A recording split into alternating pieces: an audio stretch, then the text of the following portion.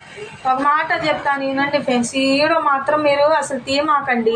ఇమ్రాన్ గురించి నాకు ఇల్లు కోసం హెల్ప్ చేస్తాడేమో అని వెళ్ళాను. వెళ్తే ఎంత కష్టపడి ఎంత అసలు బాధపడి వెళ్ళాను అనుకో. అడ్రస్ తెలియక ఒక ఆటో అబ్బాయిని కనుక్కొని నా కొడుకు నేను వెళ్ళాము. అసలు ఒక రైలు ఎక్కబోయి ఒక రైలు ఎక్కి మళ్ళీ దిగి మళ్ళీ ఎక్కి అంత కష్టపడి వెళ్ళాము ఫ్రెండ్స్. మేము వెళ్తే ఆ రోజు లేడు, పరిశాన్ భాయ్ లేడు అని అంటే రెండో రోజు కూడా ఉండాము, మూడో రోజు కూడా ఉండవు. రైల్వే స్టేషన్లో పండుకున్నాం. పోలీసులు అడిగారు, ఎందుకమ్మా మీరు వచ్చింది, ఏంది ఇక్కడ పండుకుంటున్నారని అడిగితే ఇమ్రాన్ కోసం వచ్చానులే అంటే మెలకుండా ఉండారు.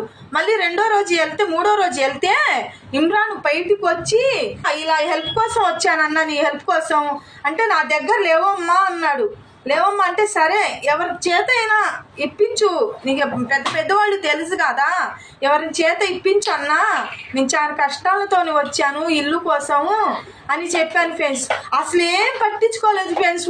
ఆయన ఇంటికి ఎంత కష్టపడి వెళ్తే 3 రోజులు ఆకలితో వెళ్ళాను ఫ్రెండ్స్. నేను ఏది పట్టించుకోలేదు. అమ్మ ఛార్జీలు ఉండేయా లేవా అని కూడా అడగలేదు. కనీసం మంచినీళ్ళు తాగుతావా అని కూడా అడగలేదు. తప్పించుకొని వెళ్ళాడు ఫ్రెండ్స్ పరిశాన్ భాయ్. ఆయన పై షోలో కానీ నిజ జీవితంలో చేయడు ఫ్రెండ్స్ ఆయన.